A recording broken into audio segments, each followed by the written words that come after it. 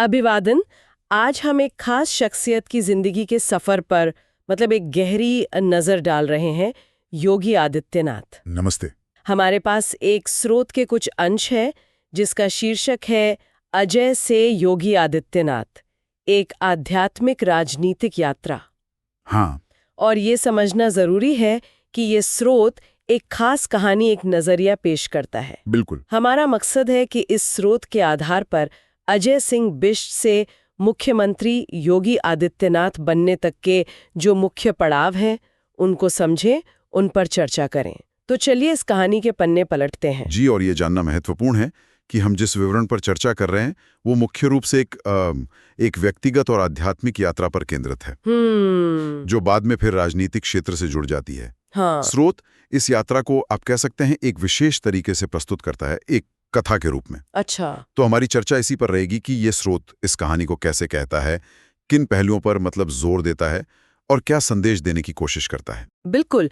तो कहानी की शुरुआत, जैसा आपने कहा, होती है उत्तराखंड के एक छोटे साधारण से पहाड़ी गांव से। जी। स्रोत हमें अजय सिंह बिष्ट के बचपन, उनके शुरुआती जीवन से मिलवाता है।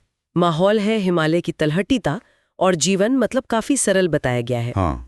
लेकिन स्रोत कुछ खास चारित्रिक गुणों पर बहुत जोर देता है जो वो बचपन से ही दिखाते थे, जैसे कि एक मजबूत इच्छा शक्ति, न्याय की गहरी भावना और अपने परिवार के प्रति एक सुरक्षात्मक रवैया। स्रोत ये भी संकेत देता है कि शायद पहाड़ी जीवन की जो कठोरता है, जो चुनौतियां हैं, उन्होंने इन गुणों को बनाने में भूमिका निभाई। हाँ, और ये देखना दिलचस्प है कि स्रोत कैसे चुनिंदा रूप से इन्हीं खास लक्षणों पर रोशनी डालता है।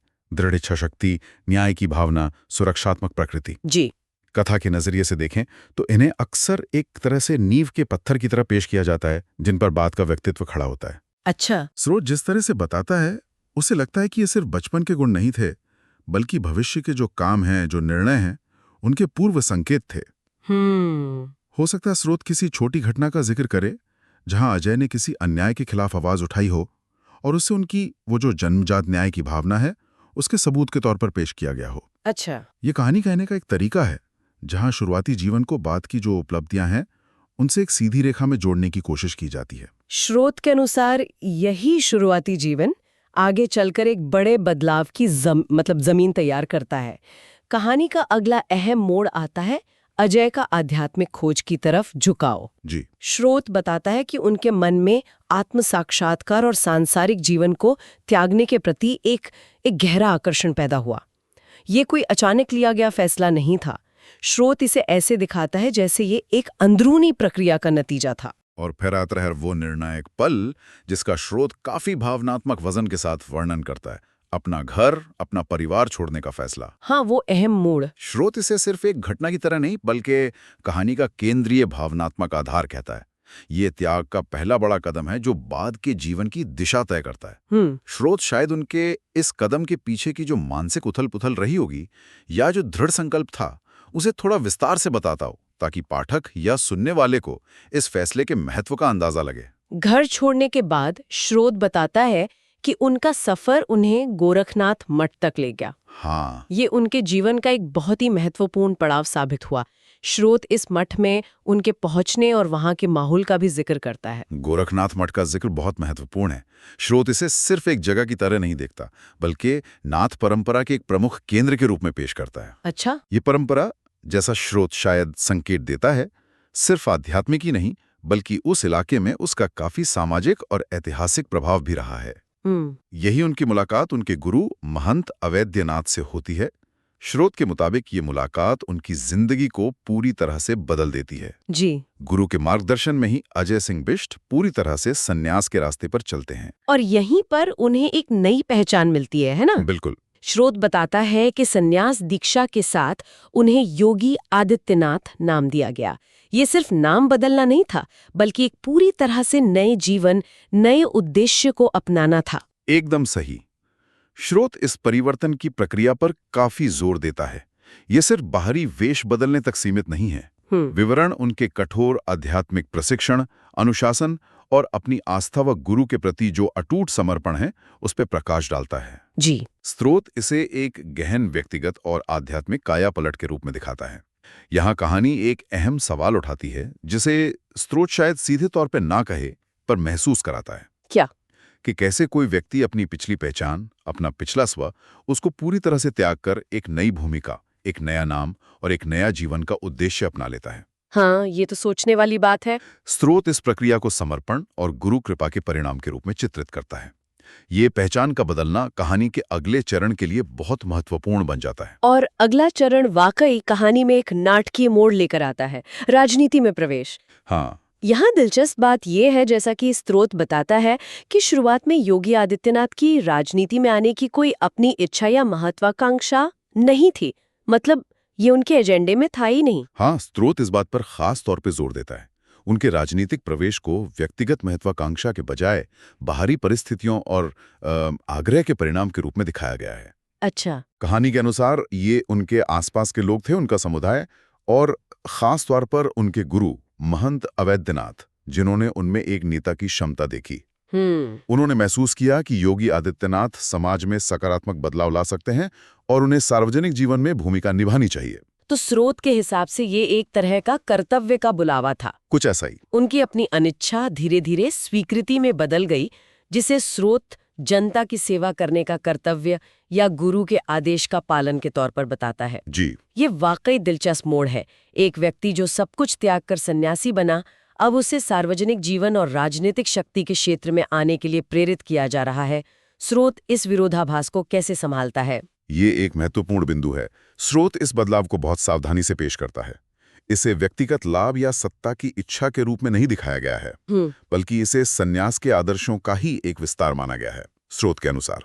अच्छा, कैसे? देखिए, सन्यासी का जीवन भी सेवा का ही एक रूप है, और स्रोत के अनुसार राजनीति में प्रवेश उसी सेवा भावना का एक ज्यादा बड़ा रूप था।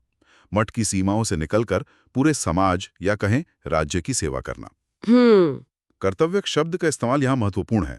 ये राजनीतिक कदम को एक नैतिक और आध्यात्मिक जिम्मेदारी के रूप में स्थापित करता है, जो उनकी सन्यासी पहचान के साथ मेल खाती हो। जी। स्रोत इस तरह से कहानी को बुनता है कि राजनीतिक भूमिका उनके आध्यात्मिक रास्ते से भटकाव नहीं, बल्कि उसकी एक तार्किक परिणति लगे। राजनीति का रास्ता कभी आसान नहीं होता। बिल्कुल। और स्रोत इस बात को भी मानता है। बिल्कुल। ये बताता है कि योगी आदित्यनाथ को राजनीतिक क्षेत्र में कई चुनौतियों का सामना करना पड़ा। हाँ।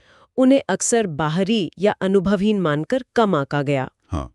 उन्हें स्थापित और गहरी जड़ें जमाए हुए जो राजनीतिक ताकतें थीं, जो व्यवस्थाएं थीं, उनसे भी संघर्ष करना पड़ा, जैसा कि स्रोत बताता है। जी, और स्रोत इन संघर्षों को सिर्फ बाधाओं के रूप में नहीं दिखाता, बल्कि उनके नेतृत्व को निखारने वाले अनुभवों के रूप में पेश करता है। अच्छा। विवरण कुछ प्रमुख क्षणों या निर्णायक घटनाओं पर प्रकाश डाल सकता है जहां उन्हें मुश्किल हालात का सामना करना पड़ा। स्रोत बताता है कि उन्होंने इन चुनौतियों का सामना साहसिक और कभी-कभी विवादास्पद माने जाने वाले निर्णयों से किया। विवादास्पद। हाँ, ये ध्यान देने वाली बात है कि स्रोत शायद इन निर्णयों की बारीकियों या उनके नतीजों पर विस्तार से न जाए, लेकिन उनके प्रभाव पर जरूर जोर देता है। तो स्रोत के अनुसार इन संघर्षों और फैसलों ने उनकी एक खास छवि बनाने में मदद की। हाँ, कथा का ये हिस्सा एक निडर नेता के व्यक्तित्व का निर्माण करता है। अच्छा। स्रोत साहसिक, निडर, विवादास्पद जैसे शब्दों का इस्तेमाल करके एक ऐसी छवि गढ़ता है जो स्थापित यथास्थिति को चुनौती देने से डरती नहीं है। ये प्रस्तुति पाठक या सुनने वाले को यह एहसास कराती है कि उनका नेतृत्व सिर्फ प्रतिक्रियात्मक नहीं, बल्कि सक्रिय और निर्णायक है। जी। स्रोत जिस तरह से इन चुनौतियों और उनकी प्रतिक्रियाओं का वर्णन करता है, वो उनकी राजनीतिक यात्रा में एक महत्वपूर्ण अध्याय के रूप में चित्रित होता है, जिसने उनकी लोकप्रियता और प्रभाव का आधार तैयार किया। जी। ये कथा एक मजबूत और दृढ़ निश्चयी नेता की तस्वीर पेश करती है, जैसा कि स्रोत उन्हें देखता है। और फिर कहानी अपने चरमोत्कर्ष पर पहुंचती है। योगी आदित्यनाथ का उत्तर प्रदेश जैसे बड़े और अहम राज्य के मुख्यमंत्री के पद तक पहुंचना। जी, स्रोत इसे सिर्फ एक राजनीतिक जीत के तौर पर नहीं देखता। बिल्कुल नहीं। स्रोत इसे एक लंबी और परिवर्तनकारी यात्रा की परिणति के रूप में प्रस्तुत करता है।